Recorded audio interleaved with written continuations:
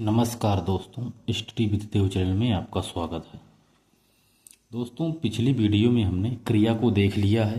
आज हम देखते हैं काल।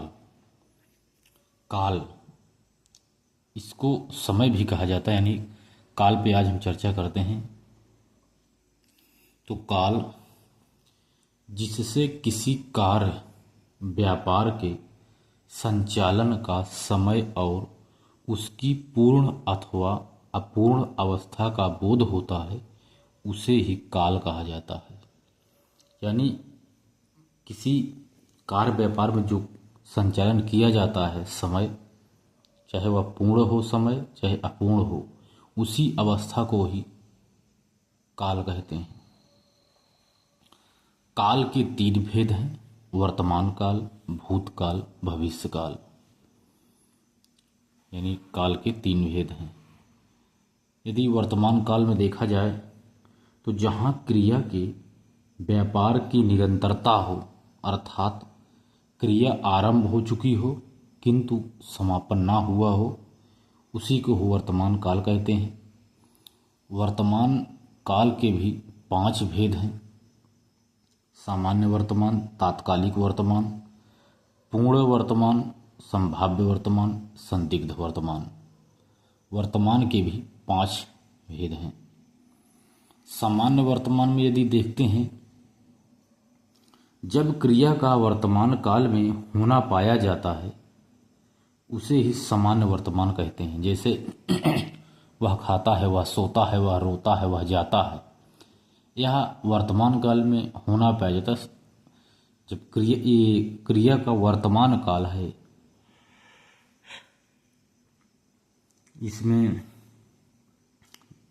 वह खाता है यानी खा रहा है, समझ लो खाता है यानी क्रिया चल रही है, वह खा रहा है।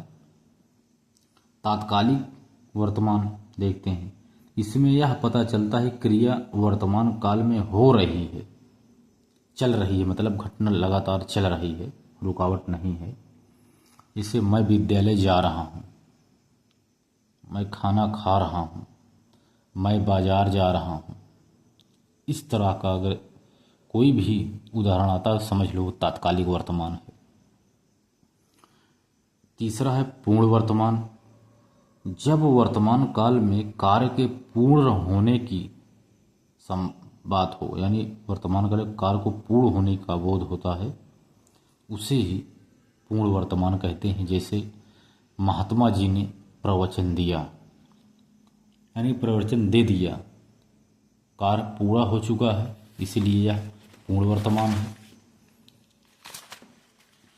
जैसे कोई कार्य करे तो वह खाना खा चुका है, खाना खा चुका है। अब देखते हैं संभाव्य वर्तमान। इसमें वर्तमान काल में कार्य को पूरा होने की संभावना रहती है। जैसे पुस्तकें लिखी गई हैं कि नहीं लिखी गई हैं,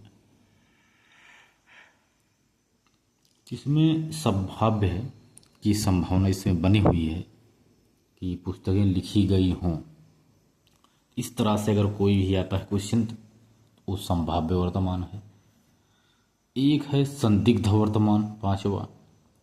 जब क्रिया के होने में संदेह प्रकट हो, जैसे ट्रेन आती होगी, बस आती होगी, कार आती होगी, इस तरह से जिसमें संदेह प्रकट होता है, संदेह की भावना बनी रहती है, उसे ही संदिग्ध वर्तमान कहते हैं। अब देखते हैं भूतकाल। भूतकाल क्रिया, जिस क्रिया के कार्य की समाप्ति का बोध होता है, उसे भूतकाल कहते हैं। इसमें कार्य पूरा हो जाता है, समाप्ति हो चुकी होती है, इसी को ही भूतकाल कहते हैं। जैसे वह व्यक्ति आया था, मतलब आया था, आकर के चला गया, इसे ही भूतकाल कहते हैं। क्योंकि भूत मतलब बीता हुआ कल, भूत काल यानी बीता हुआ कल। भूतकाल के 6 प्रकार हैं, यानी 6 भेद हैं। सामान्य भूत, पूर्णभूत, अपूर्णभूत, आसन्नभूत, संदिग्धभूत, हेतु हेतु मदभूत। यदि सामान्य भूत की बात किया जाए तो जब भूतकाल की क्रिया के विशेष समय का ज्ञान नहीं होता है उसे सामान्य भूत कहते हैं। कार्य तो पूरा हो चुका है लेकिन विशेष समय का ज्ञान नहीं होता है। जैसे बस गई, कितने बजे गई इसका हमें पता नहीं, लेकिन बस चली गई, यानी सामान्य भूत है, क्योंकि इसमें टाइम का पता नहीं है कि कब गई, कितने बजे गई। इसके बाद है पूर्ण भूत। क्रिया की समाप्ति का स्पष्ट इसमें बोध होता है कि इसमें क्या हुआ है क्या नहीं हुआ है। इसमें यदि देखा जाए तो समाप्ति का पता चलता है। जैसे श्री कृष्ण ने कंस का वध किया था, सत्य है, हमें ये क्लियर पता है स्पष्ट रूप से कि श्री कृष्ण ने ही कंस का वध किया था।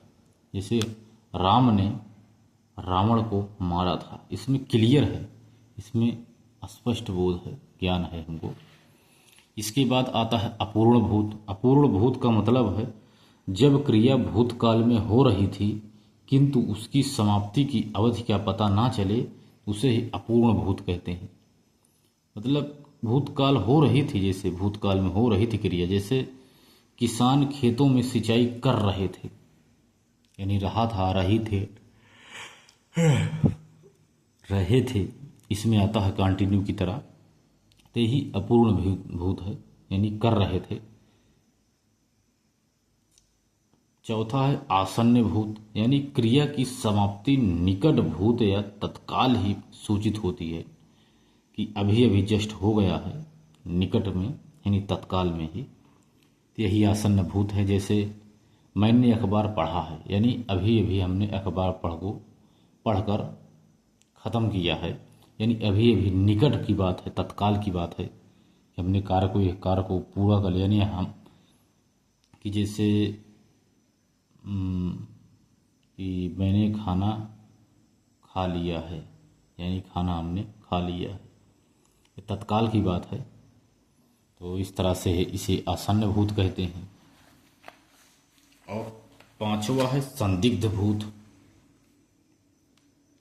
संदिग्ध भूत में देखते हैं तो लिखिए, जैसे यहाँ पर संदेह बना रहता है, संदिग्ध में संदेह बना रहता है वर्तमान की तरह, इसमें भी संदिग्ध है संदेह। जैसे पिताजी जगे होंगे, बच्चा जगा होगा,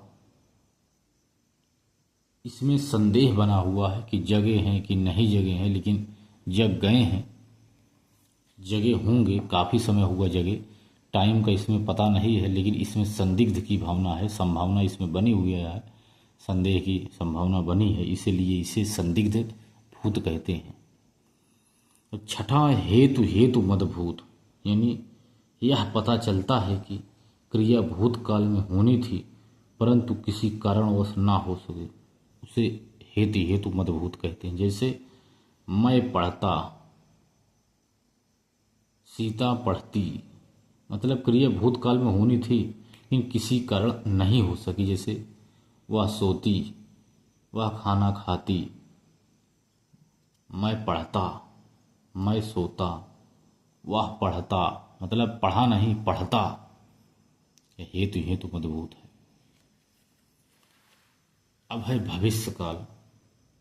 भविष्य में होने वाली क्रिया का जिसमें बोध होता है कि हाँ ये क्रिया अभी होनी है भविष्य में, इसी को ही भविष्य काल कहते हैं। जैसे मैं कल अहमदाबाद जाऊंगा, ना भी गया हूँ ना भी वो समय आया है, लेकिन कल मैं जाऊंगा, यानी भविष्य की बात जिसमें की जाती है उसे ही भविष्य काल कहते हैं। जैसे इसके तीन भेद हैं। सामान्य भविष्य, जब यह प्रतीत होता है कि क्रिया सामान्यता भविष्य में होगी, इसे ही सामान्य भविष्य कहते हैं। इसमें पता रहता है क्रिया होगी भविष्य में।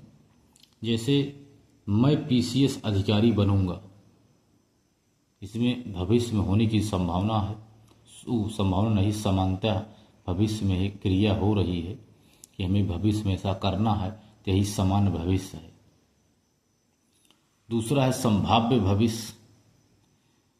संभाव्य भविष्य का मतलब है संभावना व्यक्त की जाती है, जिसमें जब भविष्य में किसी कार्य के होने की संभावना व्यक्त की जाती है तो उसे ही संभाव्य भविष्य कहते हैं। जैसे संभावना है कि भारत की जनसंख्या जल्द ही चीन की जनसंख्या से अधिक हो जाएगी। इसमें संभावना की बात नहीं है।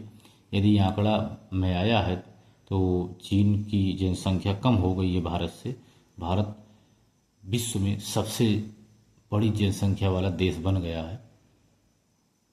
इसमें संभावना की बातें नहीं है, ये तो एग्जाम्पल दे दिए हैं, बाकी ये क्लियर ही है कि संभावना की बातें नहीं है। भारत जनसंख्या में पहला स्थान पे आ गया है। हेतु भविष्य तीसरा है, क्योंकि भविष्य काल के 3 भेद हैं मात्र। तीसरा है हेतु भविष्य। जब एक क्रिया का होना दूसरी क्रिया के होने पर निर्भर हो, यानी कोई क्रिया जो हो रही है दूसरी उसी पर निर्भर हो, तो उसे ही हेतु भविष्य कहते हैं। जैसे भारतीय प्रधानमंत्री ने कहा पाकिस्तान पहले आतंकवाद बंद करे तब उचित वार्ता होगी। पहले आप इस काम को करो तभी हम ये काम करेंगे। ये हेतु भविष्य है। इस प्रकार दोस्तों हमने काल को देख लिया है दोस्तों। तो मिलते हैं और बेहतरीन क्लास में दोस्तों अगली। तब तक के लिए धन्यवाद।